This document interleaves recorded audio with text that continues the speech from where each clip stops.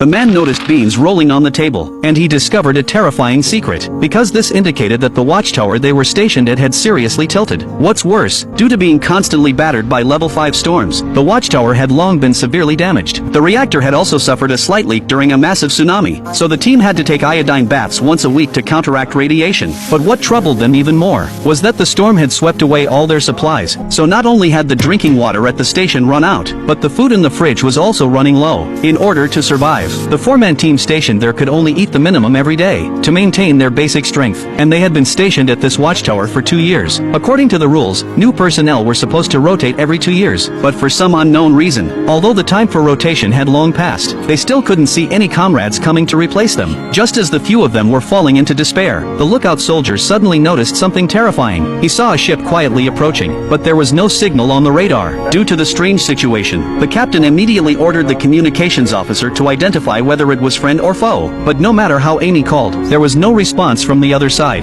At this point, Hunter speculated that this could be the ship that was supposed to replace them, but the captain decisively pressed the alarm button to notify the bald-headed soldier to stand by on the deck. Despite being filled with doubts, the soldiers still followed the orders to turn the cannons. The unidentified ship continued to approach, and everyone's heart was in their throats. Just as the shells were loaded and about to be fired, the captain suddenly changed his mind. Considering that the ship might be carrying their own comrades, he ordered Hunter to take the yacht and scout the situation. Though he didn't understand why he was chosen, he still carried out the order firmly out of his nature as a soldier. As he got closer to the ship, the letters on the ship became clearer, and it was the replacement ship they had been waiting for. But strangely, there wasn't a single soldier aboard. It was like a ghost ship, floating on the silent sea. Fighting back his inner fear, Hunter boarded the ship, and began searching the ship carefully, leaving no corner unchecked. He entered the messy cabin, where various items were covered in spider webs. It was clear that this ship had been abandoned for a long time, but why had it appeared here? Was it really just a coincidence? As Hunter went deeper into the cabin, he unexpectedly discovered some personal items, and even 4 sets of military protective gear. At this point, Hunter was certain this was the equipment of the comrades who were supposed to rotate them, but now they had disappeared. Fortunately, the food supplies were still there, and Hunter immediately began eating, unaware that the captain, due to not receiving any response, was starting to suspect that Hunter might have met with misfortune, so they were considering destroying the ship. But since the distance was beyond the cannon's range, they could only use their ultimate weapon. However, this required both his and Amy's keys to activate. Amy clearly disagreed with the captain's decision, but she knew the consequences of disobeying military orders. After hesitating for a moment, she handed over the keys. The captain inserted both keys, activated the computer program, and soon received the random launch password. At that moment, Amy still wanted to say something, but she was ruthlessly shut down by the captain. Just as this was happening, Hunter suddenly remembered the intercom he had turned off. He quickly turned it back on, only to be scared half to death. We've gone live. Repeat, we've gone live. No one here. All clear.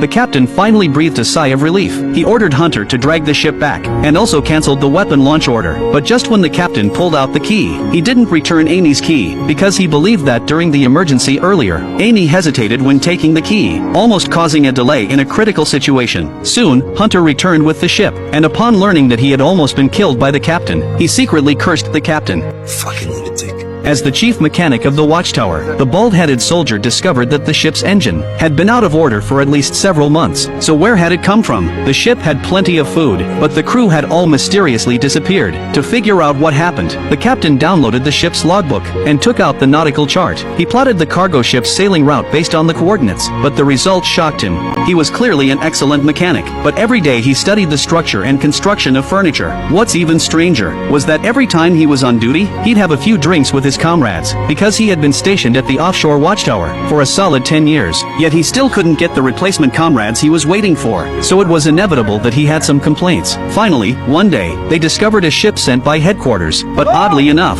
the 4 comrades aboard had mysteriously vanished, and even the ship's cabin had suffered severe damage. Luckily, thanks to the bald-headed man's exceptional repair skills, he managed to fix the supply ship's engine, giving Hunter a glimmer of hope for returning to the mainland. But just as he was about to share this news with the captain, The captain, with a serious face, said, "Immediately dismantle all parts from the ship, because until the replacement soldiers arrived, no one could leave their post." However, their 2-year term was already up. If they didn't leave before the next storm arrived, this hard-earned supply ship would undoubtedly be washed away by the tsunami. Time was running out. While the two of them were debating whether to disobey military orders, the captain suddenly appeared with Amy. After careful consideration, he decided to split the team. The platform needed at least 2 people to operate, so the captain ordered Hunter and the bald-headed man to return for rescue, and Amy, who volunteered to stay, would continue waiting for the replacement soldiers with him. Of course, Hunter couldn't agree. How could he allow his woman to stay alone with another man at the base? So he decided to stay in Amy's place, but Amy's response struck his heart hard. Whatever you think you feel. With red eyes, Hunter turned and left, but just then, in the dead of night, the base's alarm rang. The radar showed that another ship was approaching the base. The captain decisively ordered the bald-headed man to fire, but the first shell missed the target. The captain immediately ordered the bald-headed man to reload.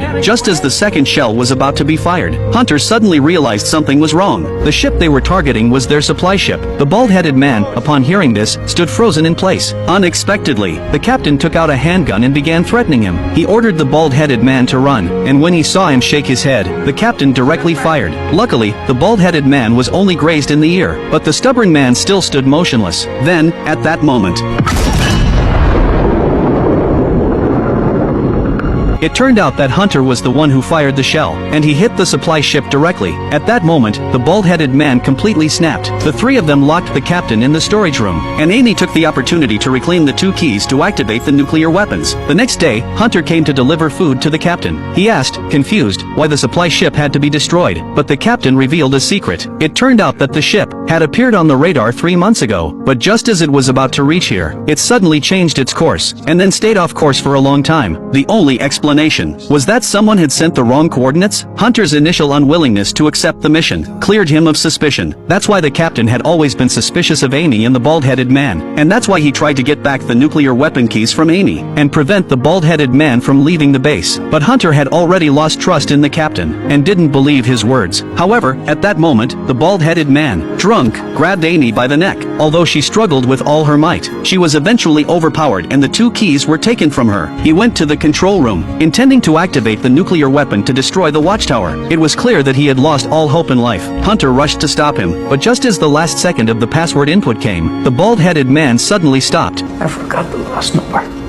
As Amy retrieved the keys, Hunter was shocked to find that the captain had jumped out of the window and run away. While the soldier was fishing, he suddenly discovered that there was a human hand in the fishing net. Though he was scared, he continued to pull it up out of curiosity. But what he saw shocked him. It was his own captain. Hunter was instantly terrified, and then he remembered something. No wonder when he delivered food to the captain this morning, he saw him jump out of the window and run away. At that moment, he wondered, on this vast sea, where could the captain possibly go? Little did he know, now the captain had met with misfortune. Remembering what the captain told him yesterday about a traitor within, Hunter now finally believed it. He recalled the bald-headed man's strange behavior earlier, and concluded that he must be the enemy agent hiding among them. To confirm his suspicions, Hunter immediately went to the archives, and found out that the bald-headed man had a severe case of intermittent mania. But because of his exceptional repair skills, he was hired despite failing the initial review. Hunter's back chilled as he read this. He immediately went to the deck to observe, and sure enough, there was only one person left on the returning boat. But what he didn't expect was that it was Amy who returned. I begged him.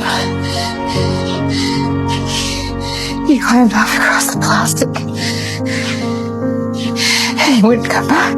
Though Amy's acting was flawless, Hunter felt like he already had the answer in his heart. He checked the captain's notebook again, and found the date when the supply ship had an incident 3 months ago. He then found the duty log for that day, and the duty officer for that night was Amy. This made Hunter begin to doubt Amy's true identity. The next day, with a heavy heart, Hunter went to the control room. When he inserted the key into the switch, Amy suddenly walked in. Hunter decisively pulled out his handgun, and demanded that Amy confess everything, since it had been exposed. Amy stopped pretending. She told Hunter that on that day, she had rowed alone into the deep sea, pretended to be a contact person, and then eliminated the soldiers coming to replace them, and sabotaged the ship's engine. Her goal was to get the nuclear weapon key from the captain. Her true identity was a spy from an enemy country, and her target was clear: to control the nuclear weapons in the base. But the captain had never given her a chance to achieve her goal. She ruthlessly eliminated the supply soldiers, forcing everyone to stay at the base. She had thought her plan would succeed today, but unexpectedly, it was discovered by the person she loved the most. most. She admitted that after years of being together, she had truly fallen in love with Hunter. But at the same time, she was conflicted, because she could not forget the mission her country had given her. But even though Amy cried and appeared pitiful, she still pressed the final confirmation button. At that moment, it felt like the entire world went silent. But after a long time, nothing happened. It turned out that at some point, the bald-headed man had already tampered with the program. And once the nuclear bomb was detonated, the resulting tsunami would destroy the entire human world. So it would activate a program to completely eliminate it. But with the loss of the watchtower's deterrence, a large-scale war would erupt. So whoever came next could not know the secrets within. Therefore, the two of them decided to reluctantly live together. The movie ends here.